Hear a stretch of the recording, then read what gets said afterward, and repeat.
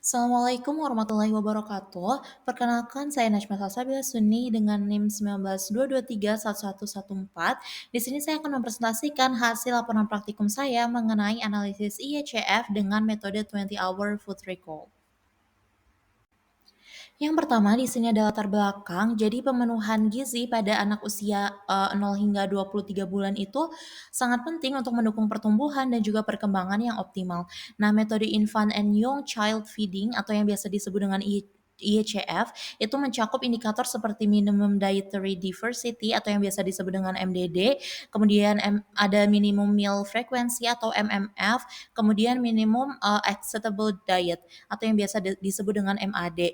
Nah, itu semua tuh digunakan untuk menilai kecukupan gizi anak. Nah, di Indonesia sendiri itu masalah gizi pada balita seperti stunting itu masih tinggi, sehingga analisis konsumsi pangan dengan metode IECF ini tuh sangat diperlukan untuk merancang program intervensi gizi yang efektif. Selanjutnya ada tujuan dan juga manfaat. Jadi untuk tujuannya sendiri itu yang pertama itu untuk menilai keberagaman makanan pada anak usia 6 hingga 23 bulan melalui indikator MDD. Kemudian untuk tujuan yang kedua itu mengukur frekuensi makan anak sesuai dengan MMF. Kemudian menilai kecukupan asupan gizi anak menggunakan indikator MAD. Dan tujuan yang terakhir yaitu untuk memberikan data yang dapat digunakan untuk merancang intervensi gizi yang tepat. Nah, untuk manfaatnya sendiri itu yang pertama itu memberikan gambaran tentang kecukupan zat gizi makro dan juga mikro pada responden. Kemudian manfaat yang kedua itu menjadi dasar evaluasi kesesuaian asupan gizi dengan standar AKG. Kemudian menyediakan data yang bermanfaat untuk perencanaan dan juga evaluasi program gizi masyarakat. Nah, untuk manfaat yang terakhir yaitu untuk meningkatkan pemahaman tentang pentingnya keberagaman pangan pada anak.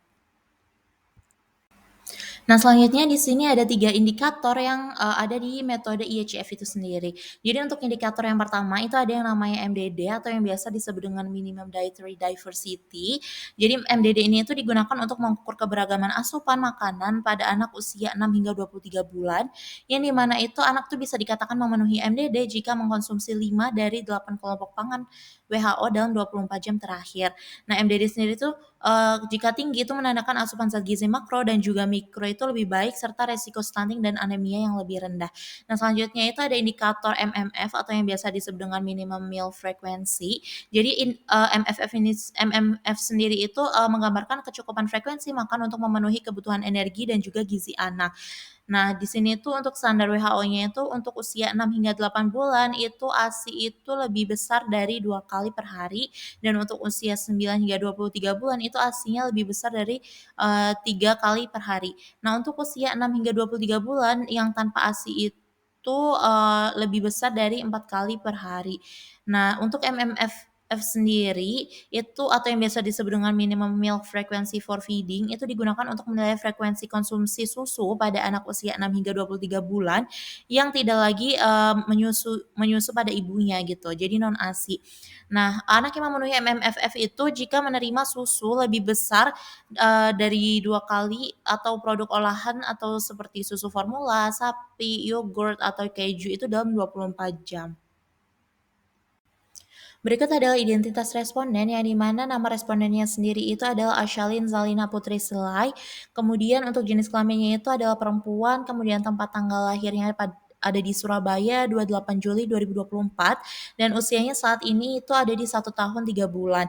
Nah, hari tanggal wawancaranya itu ada pada hari Senin 20 Oktober tahun 2025 dan dengan pewawancaranya itu saya sendiri. Nah, untuk hasil analisis dari 20 Hour Food Recall pada responden sendiri, itu berdasarkan tabel waktu makan dan juga jenis makanan, itu diketahui bahwa responden itu mengkonsumsi berbagai jenis makanan sepanjang harinya, seperti ASI, susu UHT, roti keju, kemudian telur, biskuit, dan juga beberapa snack. Nah, porsi yang diberikan itu sangat bervariasi dengan sebagian besar makanan itu berupa ASI dan juga camilan ringan. Nah, meskipun terdapat variasi makanan, keberagaman pangan yang lebih luas itu diperlukan untuk memenuhi kebutuhan gizi anak usia 6 hingga 23 bulan secara optimal. Selanjutnya adalah analisis indikator, MD yang di mana berdasarkan tabel analisis di samping itu responden itu hanya mengkonsumsi 3 dari 8 kelompok makanan yang seharusnya itu dimasukkan dalam diet untuk memenuhi standar minimum dietary diversity. Nah, makanan yang dikonsumsi oleh responden itu, adalah ASI, produk susu, kemudian telur, yang di mana itu tuh mendapatkan skor 1 pada setiap kelompok tersebut. Nah, namun, kelompok makanan yang lain seperti grain, pulse, flash foods, vitamin A rich, fruits and vegetables serta other fruits-nya itu, tidak tercatat dalam konsumsi. Nah, pencapaian ini itu menunjukkan bahwa rendahnya keberagaman pangan dalam pola makan yang diberikan itu dapat mempengaruhi kecukupan zat gizi mikro penting bagi pertumbuhan dan perkembangan optimal pada anaknya. Nah, selanjutnya itu ada analisis indikator MMF yang dimana berdasarkan tabel di atas itu responden yang berusia 1 tahun 3 bulan itu masih disusul memenuhi kriteria minimum meal frekuensi dengan skor 1. Nah, frekuensi makan yang tercatat itu adalah 3 kali per hari yang dimana itu sudah sesuai dengan kriteria WHO untuk anak usia 9 hingga 23 bulan yang disarankan itu makan lebih dari 3 kali sehari. Nah, pencapaian ini sendiri itu menunjukkan bahwa pemberian makanan itu sudah memadai dari segi frekuensi, kemudian mendukung kebutuhan energi dan juga gizi harian anak. Nah, meskipun keberagaman makanan itu masih perlu diperhatikan untuk mencapainya, gizi yang optimal pada anak.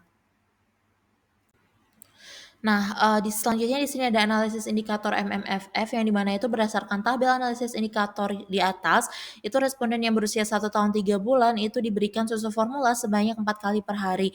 Yang di mana meskipun jumlah pemberian susu formula itu sudah lebih dari 2 kali, yang di mana juga sudah sesuai dengan kriteria WHO untuk pemberian ASI atau susu minimal 2 kali per hari. Jadi namun responden itu masih belum memenuhi MMFF dikarenakan indikator ini tuh mengharuskan pemberian ASI atau susu formula yang lebih bervariasi sesuai dengan standar frekuensi dan keberagaman jenis pangan lainnya. Nah, meskipun frekuensi pemberian susu dan itu sudah cukup tinggi, itu kurangnya keberagaman dalam jenis makanan dan juga asupan lain, selain susu itu menyebabkan skor MMFF itu tetap 1 yang di mana belum memenuhi kriteria MMFF secara optimal.